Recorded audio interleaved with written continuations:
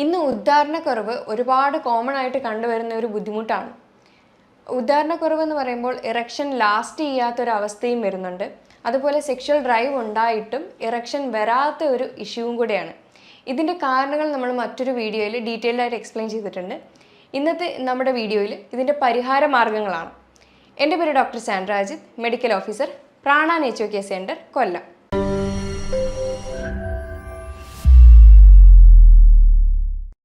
ഇന്ന് ഒരുപാട് പുരുഷന്മാർ ഒരേപോലെ അനുഭവിക്കുന്ന ഒരു ബുദ്ധിമുട്ടാണ് ഉദ്ധാരണ പ്രശ്നം.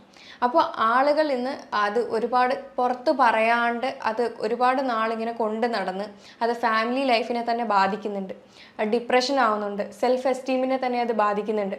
അങ്ങനെ അതിൻ്റെ റൂട്ട് കോസ് എന്താണെന്ന് കണ്ടുപിടിക്കാതെ കുറേ നാൾ കഴിയുമ്പോഴത്തേക്കും അങ്ങനെ പല പ്രശ്നങ്ങളിലേക്കും മാറുന്നുണ്ട്. അപ്പോൾ അതിന് പല കാരണങ്ങളാണുള്ളത്. ഒന്നെങ്കിൽ അത് ഫിസിയോളജിക്കൽ റീസൺ, അല്ലെങ്കിൽ അത് സൈക്കോളജിക്കൽ റീസൺ ആണ്. ഫിസിയോളജിക്കൽ റീസൺ എന്ന് പറയുന്നത് പല അസുഖങ്ങളുടെ ഭാഗമായിട്ട് വരുന്നത്, പ്രധാനമായിട്ടും ഷുഗർ, കൊളസ്ട്രോള്, പ്രഷർ, അങ്ങനെയുള്ള അസുഖങ്ങൾ, അല്ലെങ്കിൽ തൈറോയിഡ്, ഇതൊക്കെ കാരണം ഉദ്ധാരണ സംബന്ധമായ പ്രശ്നം ഉണ്ടാവാം. അല്ലെങ്കിൽ നെർവ്സിന് എന്തെങ്കിലും ഡാമേജ് സംഭവിക്കുമ്പോഴോ അല്ലെങ്കിൽ എന്തെങ്കിലും തരത്തിലുള്ള പോഷകക്കുറവ് മൂലമോ ഒക്കെയാണ് പ്രധാനമായിട്ടും ഉദ്ധാരണ പ്രശ്നം ഉണ്ടാവുന്നത്. രക്തക്കുഴലുകൾ വികസിപ്പിച്ച് അവിടെ എറക്ഷൻ പെട്ടെന്നാക്കുന്ന ഒരു ഘടകമാണ് നൈട്രിക് ഓക്സൈഡ്. ഇത് ഓരോ ധമനികളുടെ അകത്തുള്ള എൻഡോത്തീലിയം എന്ന് പറയുന്ന ഒരു ലെയറിൽ നിന്ന് ആണ് പ്രൊഡ്യൂസ് ചെയ്യുന്നത്. അപ്പോൾ ഈ ഒരു എൻഡോത്തീലിയം എന്ന് പറയുന്ന ലെയർ അവിടെ ഡാമേജ് ആണെങ്കിൽ ഈ പറയുന്ന കാര്യം അവിടെ നടക്കത്തില്ല.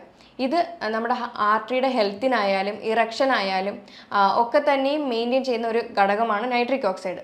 അപ്പോൾ അത് അവിടെ കുറയുമ്പോഴാണ് ഈ പറയുന്ന പ്രശ്നങ്ങൾ ഉണ്ടാകുന്നത്. പ്രധാനമായിട്ടും ഷുഗർ ഉള്ള ആളുകൾക്ക് ഈ പറയുന്ന എൻഡോത്തീലിയൽ ഡിസ്ഫങ്ഷൻ, അതായത് ആ ഒരു എൻഡോത്തീലിയൽ ലെയർ അവിടെ ഡാമേജ് ആവുകയും ഈ പറയുന്ന ഉദ്ധാരണ സംബന്ധമായ പ്രശ്നങ്ങൾ വരികയും ചെയ്യും. ചില ഹോർമോൺസ് ആയിട്ടുള്ള LH, FSH, തൈറോയ്ഡ് ഹോർമോൺസും ഇതിന് ഏറ്റവും വലിയൊരു റോളാണുള്ളത്. LH എന്ന് പറയുന്നതാണ് മെയിൽ ഹോർമോൺ ആയിട്ടുള്ള ടെസ്റ്റോസ്റ്റിറോൺ അവിടെ പ്രൊഡ്യൂസ് ചെയ്യുന്നതും, FSH വഴിയാണ് അതിൻ്റെ സെമൻ, അതായത് ബീജം അവിടെ ക്രിയേറ്റ് ചെയ്ത് വരുന്നതും. അങ്ങനെ ഈ ഒരു ഹോർമോൺസിൻ്റെ കുറവ് മൂലവും ഉദ്ധാരണ സംബന്ധമായിട്ടുള്ള പ്രശ്നങ്ങൾ വരുന്നുണ്ട്. അധികമായിട്ട് സ്മോക്കിംഗ്, ആൽക്കഹോൾ ശീലമുള്ള ആളുകൾക്ക് ഉദ്ധാരണ സംബന്ധമായിട്ടുള്ള പ്രശ്നങ്ങൾ വരുന്നുണ്ട്. അതേപോലെ അധികമായിട്ട് ബോഡി വെയിറ്റ് കൂടിയിട്ടുള്ള അമിതവണ്ണം, പൊണ്ണത്തടിയുള്ള ആളുകൾക്ക് ഇറക്ഷൻ്റെ പ്രശ്നങ്ങൾ വരുന്നുണ്ട്. പിന്നെ ചില മെഡിസിൻ്റെ ഓവർ യൂസ്, അതായത് ചില മെഡിക്കേഷൻസ് ഡോക്ടർ പ്രിസ്ക്രൈബ് ചെയ്യുന്നതല്ലാതെ അതിനപ്പുറം എടുക്കുന്ന ആളുകൾക്ക് ഉദ്ധാരണ സംബന്ധമായിട്ടുള്ള പ്രശ്നങ്ങൾ വരുന്നുണ്ട്. എപ്പോഴും മെഡിസിൻ എടുക്കുമ്പോൾ അതിൻ്റെ ഒരു കോഴ്സിൽ ഡോക്ടർ പ്രിസ്ക്രൈബ് ചെയ്യുന്നതിനനുസരിച്ച് മാത്രം എടുക്കുക, വെറുതെ ഉള്ള മെഡിസിൻ്റെ ഉപയോഗം നിർത്തലാക്കുക. പിന്നെ നെർവ്സിന് എന്തെങ്കിലും ഡാമേജോ കാര്യങ്ങളോ വരികയാണെങ്കിൽ ഉദ്ധാരണ സംബന്ധമായ പ്രശ്നങ്ങൾ വരുന്നുണ്ട്. ഇത്രയാണ് നമ്മൾ ഈ ഫിസിക്കലി പറയുന്ന റീസൺസ്. ഫിസിയോളജിക്കൽ റീസൺസ് അല്ലാതെ സൈക്കോളജിക്കൽ റീസൺസും ഇതിന് പ്രധാനമായിട്ടുള്ള ഒരു കാരണമാണ്. കാരണം ഈ ഒരു ടൈമിൽ ആങ്സൈറ്റി, ടെൻഷനും കാര്യങ്ങളും ഒക്കെ വെച്ചുകൊണ്ട് അതായത് ഉദ്ധാരണം നടക്കുമോ ഇല്ലയോ എന്നുള്ളൊരു തോട്ട് ഉണ്ടെങ്കിൽ ഉറപ്പായിട്ടും അവിടെ ഉദ്ധാരണ ശേഷി കുറവ് തന്നെയായിരിക്കും കാണുന്നത്. കാരണം അത് മൈൻഡ് ബോഡി കണക്ഷൻ എന്ന് പറയുന്നത് അത്രയും വലുതാണ്. അതുകൊണ്ട് സൈക്കോളജിക്കൽ ഫാക്ടേഴ്സ് ഉള്ളവർക്കും ഉദ്ധാരണ ശേഷി കുറയുന്നുണ്ട്. അതുകൊണ്ട് ഇതിൻ്റെ ട്രീറ്റ്മെൻറ്റ്, അതായത് ഇതിൻ്റെ പരിഹാര മാർഗം എന്ന് പറയുന്നത് അതിനനുസരിച്ചായിരിക്കും വർക്കൗട്ട് ആവുക. ഇപ്പോൾ അത് വെയിറ്റ് കൂടിയിട്ടുള്ള പ്രശ്നങ്ങളാണെങ്കിൽ അത് വെയിറ്റിനെ കൺട്രോൾ ചെയ്യുക. ഇനി അതല്ല ഷുഗറിൻ്റെ പ്രശ്നം ഉള്ളവരാണെങ്കിൽ ആദ്യം ഷുഗറിനെയാണ് കൺട്രോൾ ചെയ്യുക. അല്ലാതെ ഡയറക്റ്റ് പോയി ഉദ്ധാരണ സംബന്ധമായിട്ടുള്ള പ്രശ്നത്തിനെ ട്രീറ്റ് ചെയ്ത് കഴിഞ്ഞാൽ അവിടെ മാറ്റമൊന്നും ഉണ്ടാവത്തില്ല. ഇനി അതല്ല ഞരമ്പ് സംബന്ധമായിട്ടുള്ള ഇഷ്യൂസ് എന്തെങ്കിലും സ്റ്റാർട്ട് ആയിട്ടുണ്ടെങ്കിൽ അപ്പോൾ അതിനെയാണ് ട്രീറ്റ് ചെയ്യേണ്ടത്. അതേപോലെ സ്മോക്കിംഗ്, ആൽക്കഹോൾ അധികമായിട്ട് ഉപയോഗിക്കുന്നവരാണെങ്കിൽ, അതായത് പുകവലിയൊക്കെ ഒന്ന് ഗ്രാജ്വലി അത് സ്റ്റോപ്പ് ചെയ്യാനായിട്ട് ട്രൈ ചെയ്യുക. ഇനി അതല്ലെങ്കിൽ ഈ പറയുന്ന ഉദ്ധാരണ സംബന്ധമായ പ്രശ്നങ്ങൾ മാറാതെ തന്നെ നിൽക്കും. അപ്പം സ്മോക്കിംഗ്, ആൽക്കഹോളൊക്കെ എടുക്കുന്നവരാണെങ്കിൽ അതിൻ്റെ ഉപയോഗം ഗ്രാജ്വലി കുറച്ച് കൊണ്ടുവരിക.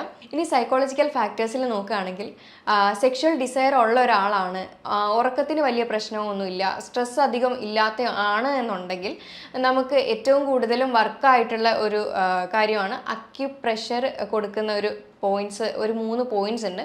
അപ്പോൾ അത് ചെയ്ത് കഴിഞ്ഞാൽ, ഡെയിലി ബേസിസിൽ അത് ചെയ്ത് കഴിഞ്ഞാൽ ഇറക്ഷൻ്റെ പ്രശ്നം ഒരുപാട് മാറും. അപ്പോൾ എന്തൊക്കെയാണ് ഈ പോയിൻ്റ് എന്ന് വെച്ച് കഴിഞ്ഞാൽ, ആദ്യത്തേത് കിഡ്നി പോയിൻ്റ്, രണ്ടാമത്തേത് ഹാർട്ട് പോയിൻ്റ്, മൂന്നാമത്തേത് സ്പ്ലീൻ.